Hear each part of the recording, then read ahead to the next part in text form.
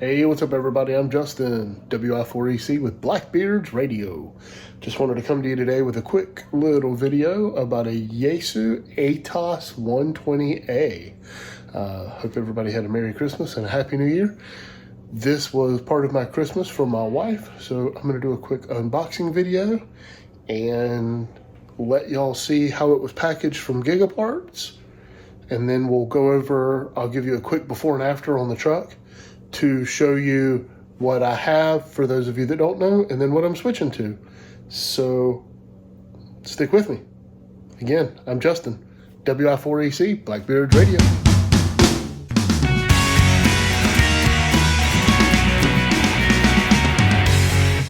All right guys, this is the packaging as it came from Gigaparts. The only thing I've done is to slice open this end so I can pull it out. Being from Gigaparts, I would be shocked if this was not impeccably wrapped and shipped.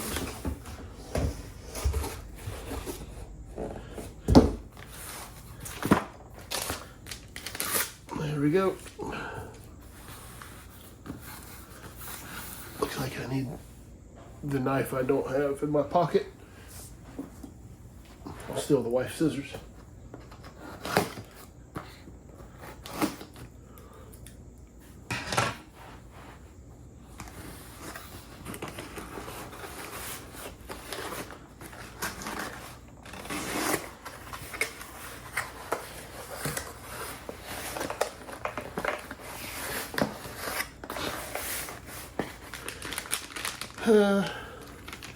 This is the dust cover.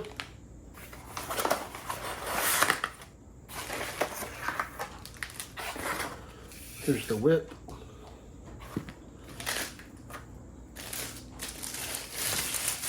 And the actual screwdriver portion of the antenna. And there's instructions.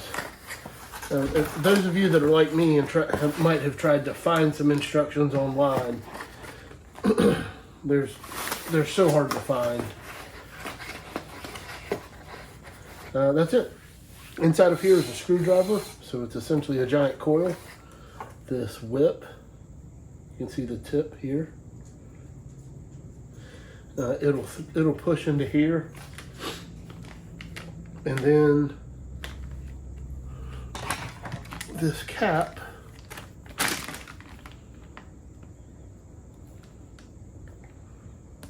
if I could figure out how to use scissors.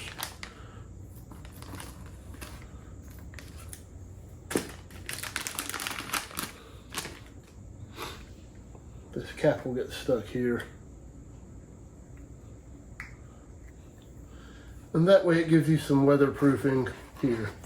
If I remember right, there's 2 set screws on opposing sides to lock this down. This has the SO239 standard UHF connection that most coax has. So it is supposed to be a direct twist and go. And then you have to change a couple settings on the radio, but nothing too difficult or fancy.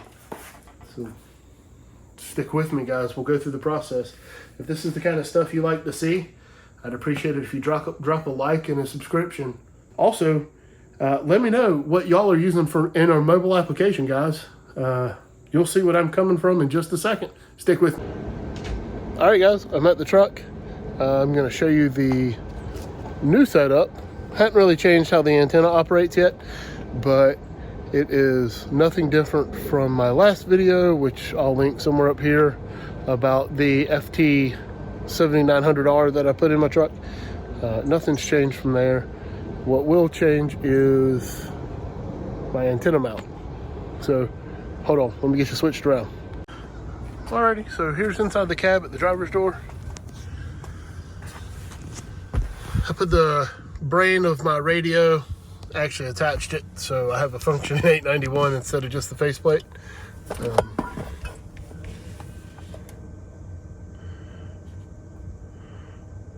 Well, I thought I plugged the power in. Whoopsie finger. All right, take 2. Sorry about that. Forgot to plug it in. In case you were wondering, you do have to plug in your radio to make it work. Nothing's changed. You might be able to hear some static in the background. Just turn the volume down. Because the brain is mounted underneath my back seat, way back there. Unless I have the seat up, you can't really hear the speaker. So I normally plug into the auxiliary input from the headphone jack. And I just leave my truck on and in the auxiliary mode. That way I can play the 891's audio over my truck speakers. So from there, on the exterior of the truck, mounted in my toolbox, I have a mirror mount. It's what's called an antenna mirror mount. It goes from 239 to a 3/8 by 24 stud, which is meant for a ham stick. And I just found a 3/8 by 24 bolt to keep the water out of it the best I can. If you notice, the bolt's a little bit black as I pull it out, and that's because it is it's been sitting in that socket for probably a month and a half, and I put dielectric grease in there about every other month, every 2 months, every 3 months, just to make sure that if there is any water sitting in there, that it's not causing any of the electrical connections any harm. So inside of this, I would pick the band I was working,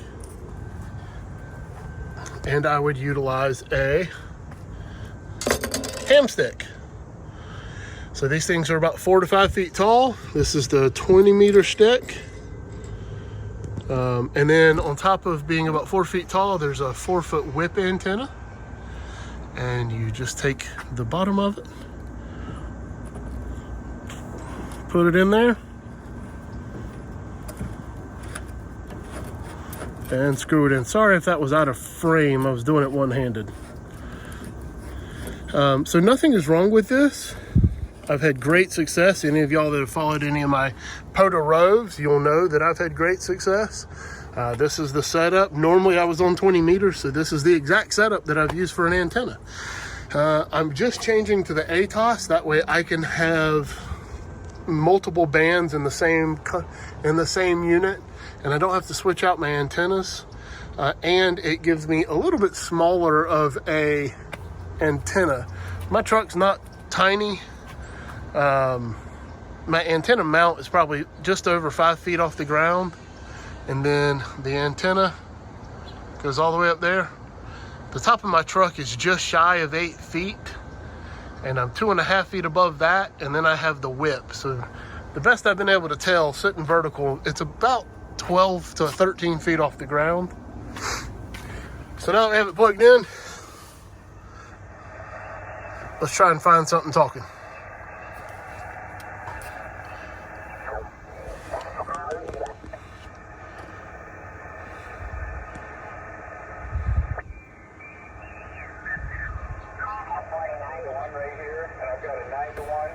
And the 2091 is on a half wave for 80 meters. And, I can tune up every band from 80. So it's working. However, now let's switch bands and see what happens.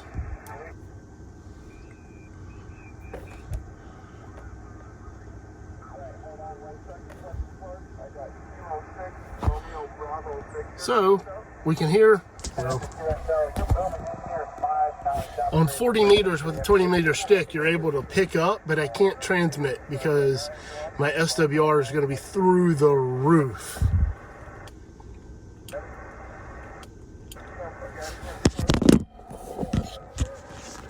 Whoops, dropped you a little bit. Did you see it all the way up here to infinity? So the radio itself is going to limit that. And that is one of the things I absolutely love about the 891 is its modern radio. And with modern radios comes modern solutions to problems. The 891, like most modern radios, will limit your transmission on any band or mode if your SWR is too high. So that's why I was able to key it up and barely hum into it. That way the radio was going to cut it out before I could damage it. So one of the things that I'm going to have to do to get this to work is I have to do a little bit of work, not much. I'm gonna have to change out the bracket that the hamstick was on. I'm gonna have to add spacers, I believe. And that way the bottom of the ATAS is that wide. If I was smart, I would have gotten my tape measure, but I've never claimed to be that, now have I? So it's just narrower than this wrench. So let's go check out how much space we have on the truck in between the toolbox lid. So there's no way that's gonna work. So I won't be able to screw it on. So I'm gonna have to add spacers right here. Well, actually behind this bracket. And that way it'll push it out so I can screw the ATAS in. Hang on for 2 seconds. Let me get the other bracket and I'll show you what I need. All right, so here's my new mirror mount, quote unquote, that I'll mount in my toolbox. You can see it's still a 239 on the bottom. And underneath this fancy red cap, it's another 239. And that's because, just like a minute ago, the ATAS is a 239. So I'll put that bracket with either a 3/4 or a 1/2 inch spacer behind each one of these, and I'll replace this bracket with that. So give me a few minutes and I'll get after it, and then I'll get back to you once I have the bracket changed out.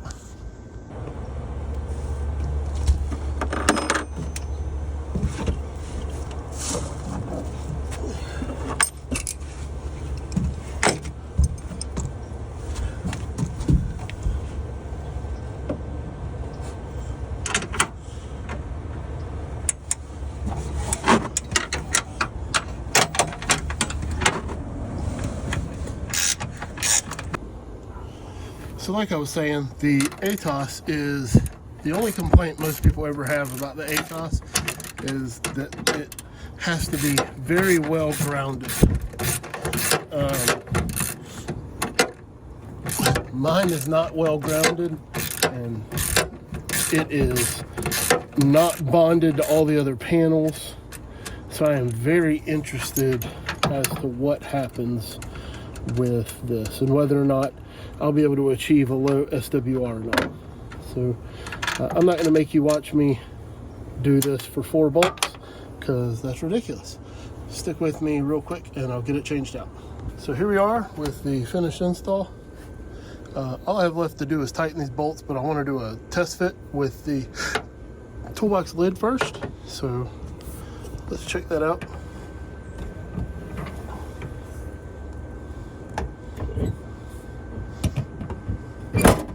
Swimmingly. So that gives us all the room we need. I still have to tighten up the antenna just a hair, and then I'll tighten up these bolts, and then I'll get the whip put in there, and we'll go from there.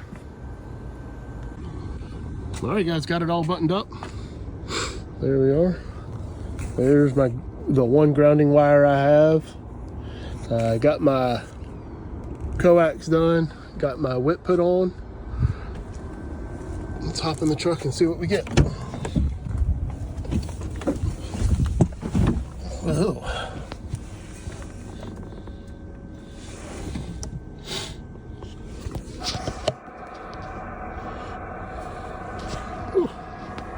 Y'all can't see that screen at all, I'm sorry. There we go. All right, so first things first, we have to long press the menu.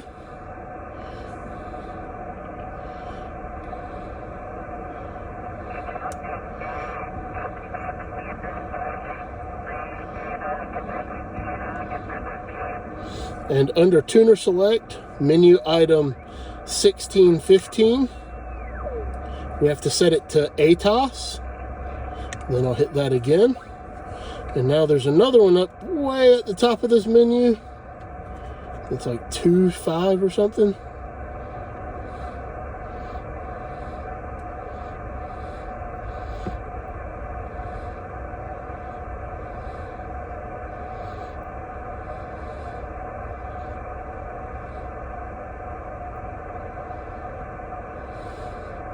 It is 512, I'm sorry. ATAS settings enabled. And now we'll hit the button to go back to the main screen. Oh, I'm long pressed. So now I have tuner set already, so I can press and hold. And now you see ATAS blinking in the corner.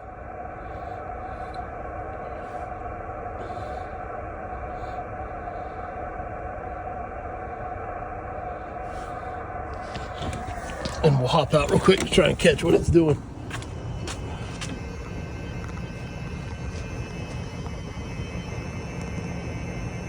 So you can see it extending, going to 40 meters. It was fully nested, so it was set up for 20 meters. So now let's hop back in.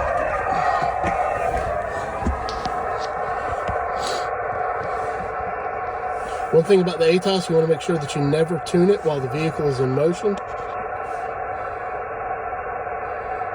So you always want to stop the truck or car or whatever, and pull over.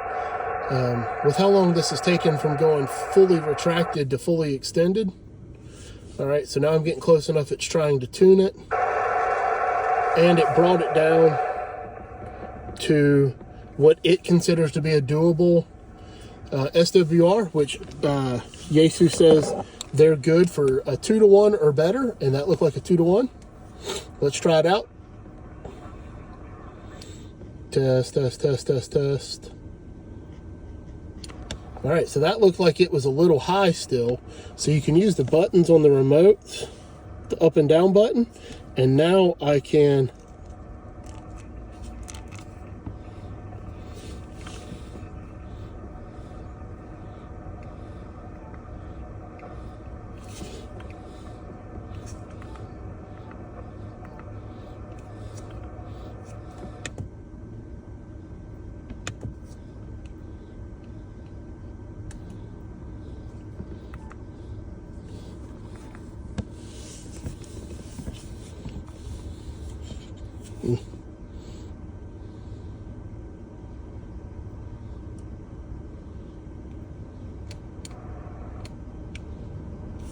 test, test, test.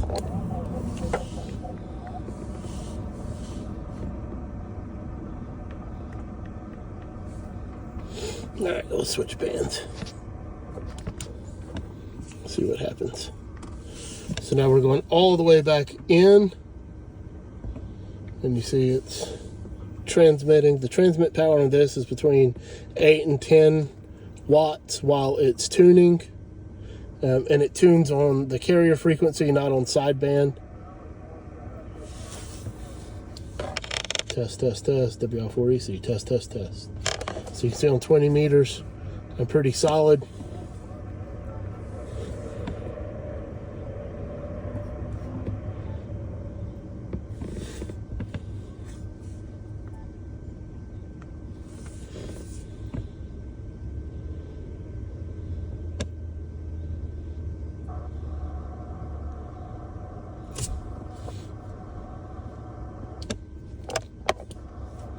A little over 1.5.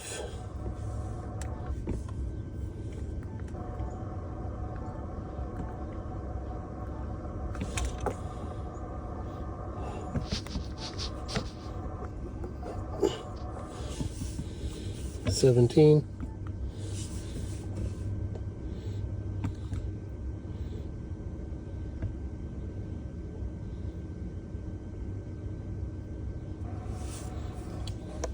Test, test, test, WI4EC.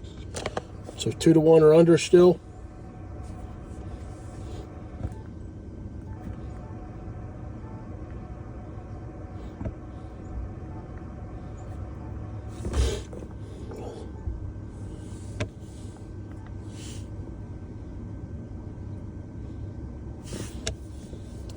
Test, test, test. Yeah, so we're looking really good. I'm not going to bore y'all with it, but that's pretty much it, guys. If y'all have any questions, please drop a comment. Don't forget to like and subscribe. Lets me know what you're thinking and how you're thinking. If you want me to do something different that I'm not doing, please reach out, leave a comment. And again, don't forget to comment what type of mobile antenna setup you're using. I'd love to know. I've only been a ham for a year and 4 months now. So I'd love learning, and I love seeing what other people have and what works for them. So please let me know. Again, I'm Justin, WI4EC. This is Blackbeard's radio. Ignore the gray. And we just got done installing an ATAS antenna. I hope y'all have a great day. 73. Whiskey India 4 Echo Charlie. Echo Charlie, stand by, please. Kilo Quebec 4. Roger, still here. Call sign is Whiskey India 4 Echo Charlie. I have you 5-9, North Carolina. Thanks for North Carolina, Justin. Whiskey India 4 Echo Charlie. You are a 5-9 as well in Florida, Ontario. Thanks for getting this one. Happy New Year. 7-3. Thanks for the great signal report in Ontario, and Happy New Year and great activation, sir. 73.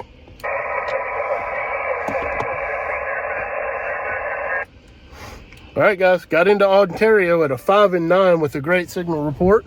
So I would say, oh, wow, hold on. Let's just stop. Take a look at God's glory. Isn't it wonderful? Anyway, great signal report out of Ontario. ATAS, Yaesu ATAS, working great so far anyway, one contact in. I'm Justin, WI4EC. Don't forget to like, follow, subscribe, check me out on Instagram. Man, that's a beautiful sky. I'll leave y'all with that picture, and I'll even get out of it for you.